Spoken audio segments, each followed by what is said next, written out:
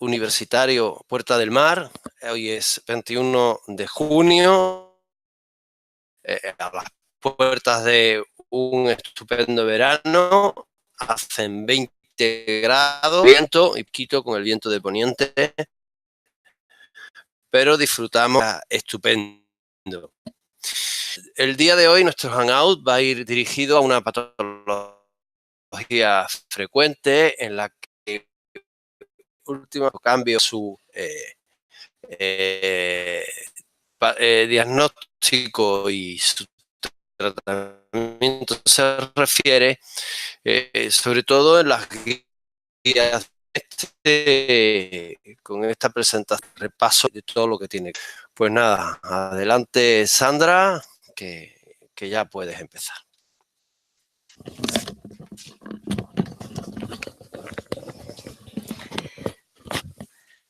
Buenos días a todos. Pues como ha comentado el doctor Linares, yo os voy a hablar del protocolo que seguimos nosotros a la hora de tratar la urticaria crónica. Para empezar, quería hacer una breve introducción de qué es la urticaria. Pues lo podemos caracterizar como un proceso en el que aparecen característicamente abones y angioedema. ¿Cómo definimos los abones? Pues serían aquellas lesiones que característicamente son evanescentes. ¿Esto qué quiere decir? Que cada una de esas lesiones de forma individual no dura más de 24 horas. Por su parte, el angioedema constituye una inflamación de dermis profunda y tejido celular subcutáneo. Esta tiene la característica de que tarda un poco más en resolverse que los abones. En lugar de 24 horas puede durar hasta 72 horas. ¿Qué características tienen los abones, aparte de esa evanescencia que hemos comentado? Pues que son unas lesiones intensamente pruriginosas y además en el caso del angioedema, pues también puede asociarse dolor. Aquí vemos dos ejemplos, a la izquierda de las características, los característicos abones que aparecen en la urticaria y a la derecha una imagen de angioedema. Como hemos comentado, en estas lesiones es característico el prurito porque se produce una gran liberación de histamina y de otros mediadores al degranularse el mastocito. La urticaria es una enfermedad muy frecuente. En el caso de la urticaria crónica, la prevalencia oscila entre el 0,1 y el 3% de la población general, pero si ya hablamos de la urticaria aguda, que es menos grave, ¿no? Menos incapacitante, digamos, que la crónica, pero la aguda puede llegar hasta el 20-30% de prevalencia. Dependiendo de la gravedad de los brotes, de la duración, del número, pues se trata de un proceso que puede llegar a interferir gravemente en la calidad de vida de estos pacientes. La urticaria puede clasificarse de diferentes formas. La principal, ¿no? La que ahora mismo más nos interesa, seguiría según la duración, que nos la diferencia entre aguda o crónica. Hablaríamos de urticaria aguda en aquella que dura menos de 6 semanas y la catalogaríamos como crónica, que será la que vamos a tratar nosotros más en profundidad, aquella que dura 6 semanas o más. En función de la clínica, pues hablaríamos de la urticaria idiopática cuando no sabemos encontrar su motivo, no sería la más frecuente. Urticaria física, aquellas producidas, por ejemplo, por presión, por calor. La urticaria vasculitis, pues aparte de las lesiones típicas de la urticaria, que serían los abones, pues también encontramos signos de vasculitis. Esta característicamente es importante en el diagnóstico diferencial, que aquí las lesiones no duran esas características, ese periodo característico de 24 horas, sino que van a durar más. Luego tendríamos la urticaria alérgica de contacto y aquellos casos, por último, en los que solo aparece angioedema sin abones. Y si nos centramos en la etiología, pues tenemos la idiopática, en la que no podemos llegar a encontrar la causa, aquellas que tienen una base inmunológica y las que no. Entrando ya de lleno en la urticaria crónica espontánea, pues al tratarse de una urticaria, pues va a estar caracterizada como cualquier otra por la aparición de abones y angioedema. Como la caracterizamos como crónica, ya hemos comentado que es aquella que dura 6 semanas o más. Y al hablar de espontánea, pues estamos diciendo que su etiología es desconocida, que es la mayoría de los casos en los que no llegamos a descubrir el desencadenante o qué es lo que está originando estas lesiones. La urticaria tiene una evolución impredecible. La literatura dice que aproximadamente el 70% duran un año, un 11% duran más de 5 años, pero realmente cuando vemos a un paciente, nos llega y está diagnosticado de urticaria crónica, no le vamos a poder decir si este proceso le va a durar 6 meses, si le va a durar 2 años o si se va a llevar 5 con él. En cuanto al principal factor exacerbante, serían los AINES, y en los niños hay que prestar especial atención a las infecciones. En la literatura, dentro del término general de urticaria crónica espontánea, no solo incluiríamos la idiopática, ¿no?, sino que se incluyen también la física, la coagénica, la colinérgica y de contacto. Tenemos una serie de herramientas o de escalas que nos van a permitir evaluar la gravedad de este proceso. Por un lado, tenemos escalas que nos permiten medir la actividad de la enfermedad, y por otro lado, hay escalas que lo que se centran es en cómo afecta este proceso a la calidad de vida de los pacientes. Y aparte de esta primera división, también tendríamos escalas que lo que valoran es lo que es los síntomas de prurito y las lesiones de Abones, y otras escalas que en lo que se centran es en el angioedema. De todas estas escalas, las principales o las que más se usan es el UAS y su variante UAS7, que ambos miden la actividad de la urticaria. Después, otras posibles escalas que existen pues serían la CUQ2OL, que en este caso mediría la afectación de la calidad de vida, ¿no?, centrándose en lo que son las lesiones y el prurito. Y después tenemos también la AAS, que lo que mide es la actividad, ¿no?, del angioedema. Y la otra, la AEQOL, que lo que mide es cómo afecta ese angioedema a la calidad de vida del paciente. Vamos a comentar más detalladamente la escala UAS, que es la que se suele usar más. Esta escala ya hemos comentado que lo que mide es la actividad de la enfermedad, y para medirla lo que se basa es en el prurito y en los Abones. Es decir, mide el número de Abones que presenta el paciente en un día y la intensidad del prurito en ese día. En cuanto al número de ronchas, pues ahí en la tabla vemos cómo las puntuaríamos. 0 si en ese día no le aparece ningún Abón, menos de 20 ronchas sería leve y lo puntuaríamos como 1, de 20 a 50 ronchas le daríamos una puntuación de 2, y ya más de 50 ronchas sería un episodio intenso y daríamos una puntuación de 3. Y en cuanto al prurito, pues exactamente igual, lo catalogamos de 0 a 3. 0 sería sin prurito, 1 sería un prurito que está presente, pero bueno, no le preocupa al paciente, no le molesta. El moderado ya sería un prurito que ya le empieza a prestar más atención, que es molesto, pero el paciente sigue haciendo sus actividades y no le interrumpe el sueño.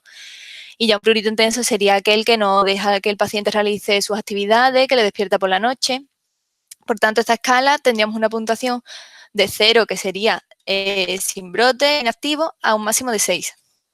La UAS7 exactamente lo mismo, mide la actividad de la enfermedad y valora igualmente número de Abones e intensidad del prurito, pero en este caso, en vez de centrarnos solo en un único día como la escala UAS, la UAS7 lo que mide es los 7 últimos días del paciente. Por tanto, al tratarse de 7 días en lugar de uno solo, pues la puntuación iría de 0 a 42, pero lo puntuaríamos exactamente igual que hemos visto antes. Al abarcar un periodo algo más largo de tiempo, pues nos indica un poco mejor la evolución, ¿no?, o el número de brotes que puede presentar este paciente. En función de la puntuación total que obtengamos en la escala UAS7, pues tendríamos que de 28 a 42 sería una urticaria crónica espontánea severa, de 16 a 27 hablamos de moderada, de 7 a 15 estamos ante una leve, de 1 a 6 puntos ya tendríamos una urticaria que está bien controlada, y 0 puntos pues sería que el paciente que no tiene brotes, en el que el proceso, ¿no?, la enfermedad está inactiva.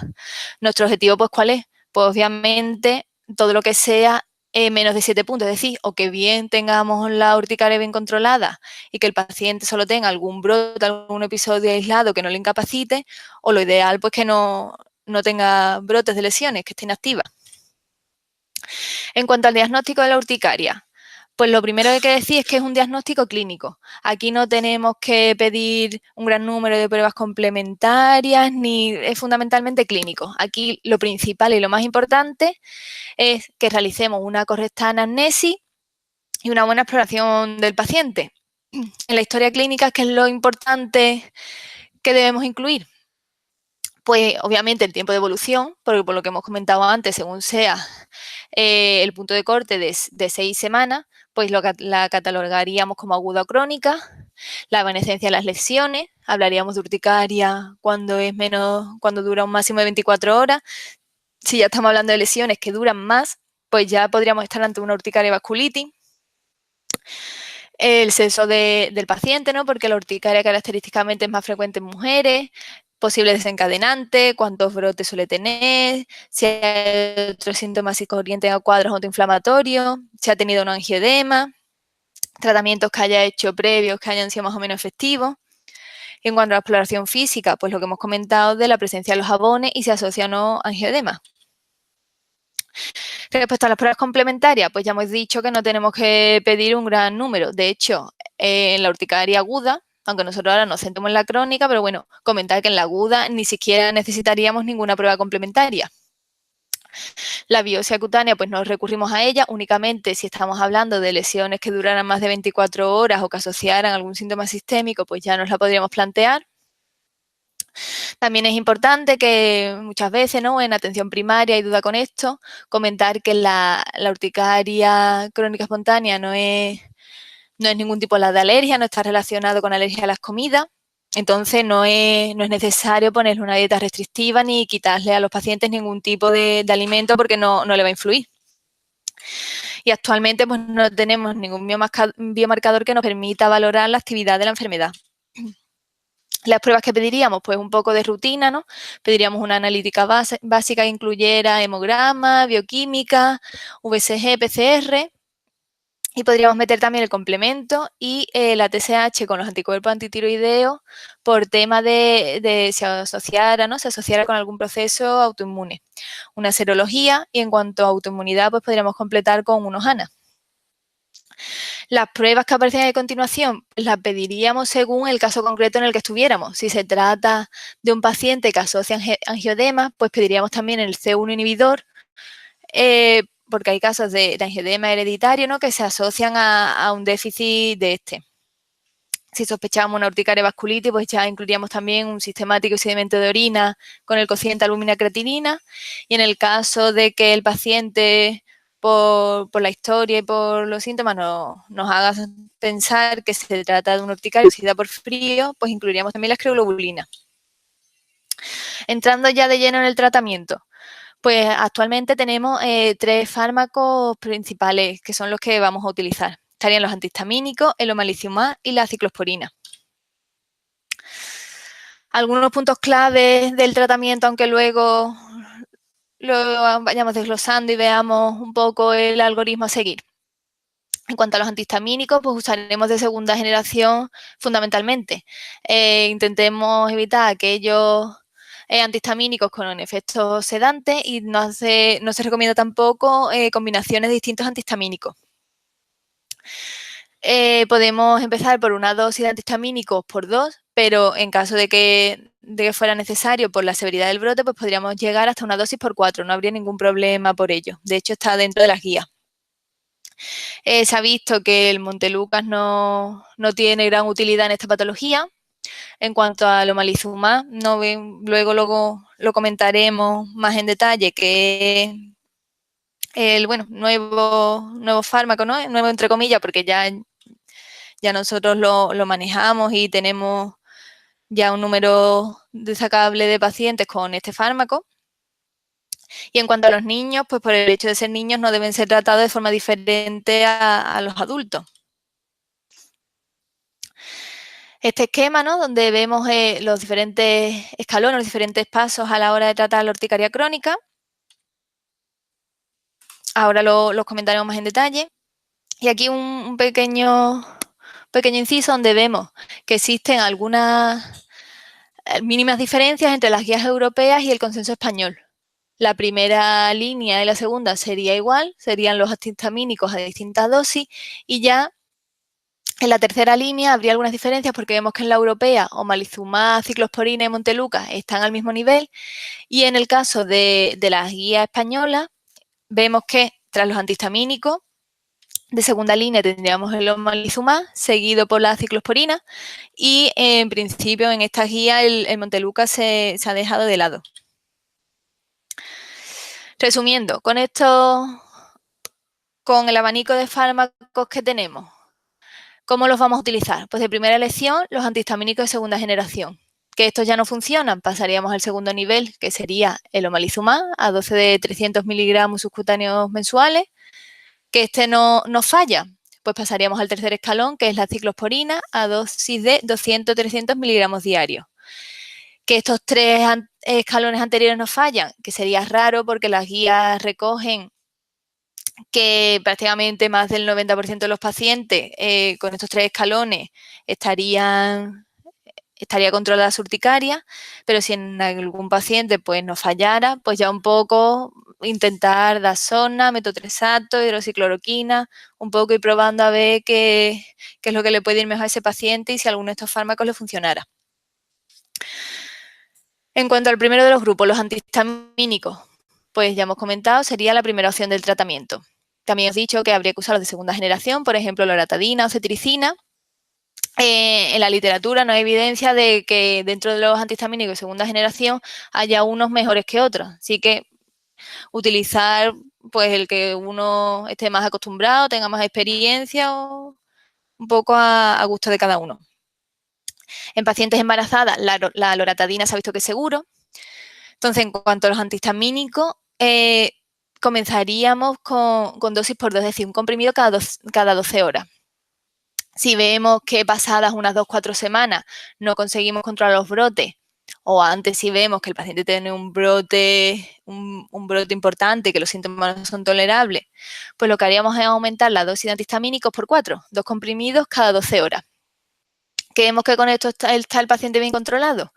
Pues si presenta una remisión, pues intentaríamos disminuir la dosis y mantenerlo al menos 6 meses con esa dosis por 2, que vemos que pasado 2-4 semanas, ni aunque hayamos aumentado la dosis por 4, conseguimos controlar la urticaria, pues ya nos pasaríamos al siguiente nivel, que hemos dicho que es el omalizumab.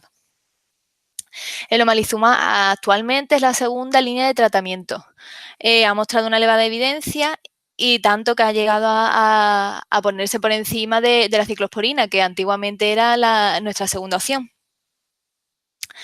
El omalizumab es un anticuerpo monoclonal anti-IgE que lo que hace es que se une a esta IgE impidiendo su unión con el receptor que está en la superficie de los mastocitos y los basófilos. Por lo tanto, estos no se degranulan y no se libera la histamina. La dosis de omalizumab que usaríamos, ya hemos comentado que sería de 300 miligramos subcutáneos mensuales. Y lo normal, según la literatura, es que después de 6 meses la mayoría de los pacientes vuelvan a su estado basal. El omalizumab en los diferentes estudios, las diferentes guías, está recogido, ¿no? Ha demostrado que es un buen fármaco, que logra controlar en un alto porcentaje de pacientes la urticaria. Y esto se ha medido con las diferentes escalas y se ve que disminuye tanto la sintomatología y mejora la calidad de vida de los pacientes. Como cualquier otro fármaco biológico, ¿no? Cualquier otro anticuerpo monoclonal, pues llevaríamos a cabo el protocolo de biológicos antes de empezar con el tratamiento. La serología, la radiografía de tórax y actualizar el calendario vacunal del paciente. En cuanto a la asociación de omalizumab con los antihistamínicos, es decir, con la primera línea de tratamiento, no habría ningún problema e incluso es recomendable, es decir, mantenemos al paciente con los antihistamínicos y le añadimos el omalizumab. ¿Qué pasaría si, pese a este fármaco, vemos que pasadas 4 o 6 meses, que corresponderían a 4 o 6 dosis, ¿no? Ya que es de administración mensual, vemos que no conseguimos el control de la sintomatología? Pues ya pasaríamos al tercer escalón, que hemos dicho que es la ciclosporina. Según las guías o según la literatura donde se mire, hay algunos que indican pasar al tercer escalón cuando se han administrado 4 o 6 dosis y hay otras que indican que un poco antes, cuando se lleven 3 o 4 inyecciones y vemos que no hay buen control, pues pasar ya a ciclosporina. En cuanto a la ciclosporina, pues actualmente es la tercera opción de tratamiento, ya que ha sido desbancada por el omalizumab. Las dosis que daríamos serían de 200-300 miligramos diarios. Tampoco habría problema, como sucede con el omalizumab, para asociarlos con los antihistamínicos de segunda generación. Y como ya sabemos, porque estamos acostumbrados a utilizar este fármaco para otras patologías, ¿no? Ya sea psoriasis o la que sea, pues sabemos que es un fármaco que requiere visado. Le realizaríamos una analítica inicial al empezar el tratamiento, después analíticas de control, vigilando especialmente la función renal, y le indicaríamos al paciente que mientras estuviera con el tratamiento, que se fuera midiendo la tensión un par de veces en semana para vigilar que no haya aumento. Y si ya este tercer escalón no falla, pues ya hemos dicho que tenemos otra serie de fármacos que ya ninguno ha mostrado evidencia sobre otro en esta patología y sería ya un poco probar a ver si alguno de ellos surtiera efecto en el paciente. Y por último, esta última diapositiva, donde he querido resumir todo lo que hemos ido comentando a lo largo de la charla. Cuando tenemos un paciente con urticaria crónica espontánea, lo primero principal son anamnesis y exploración física. Le podríamos hacer la escala UA7 para tener un primer valor inicial de cómo está el paciente y de la severidad de la actividad de la enfermedad. Le pediríamos las pruebas complementarias básicas que hemos comentado y empezaríamos con una dosis de antihistamínico por 2, antihistamínico de segunda generación. ¿Que con esto es eficaz? Que la verdad es que normalmente, muchas veces, pues no es posible quedarnos en este escalón porque no encontramos el brote, pero bueno, en el caso de que fuera un paciente que se lo consideramos controlar, pues nos mantendríamos con esta dosis al menos 6 meses. ¿Que pasado unas 4 semanas no conseguimos controlarlo? Pues aumentamos la dosis de antihistamínicos por 4, la dosis plena. ¿Que conseguimos controlar el brote? Pues nos mantendríamos aquí e incluso si conseguimos la remisión y podemos bajar a la dosis por 2, pues perfecto. Que pasadas 2-4 semanas, pese antihistamínicos por 2, no conseguimos el control de los síntomas, pasaríamos ya al segundo escalón, que hemos dicho que es el omalizumab.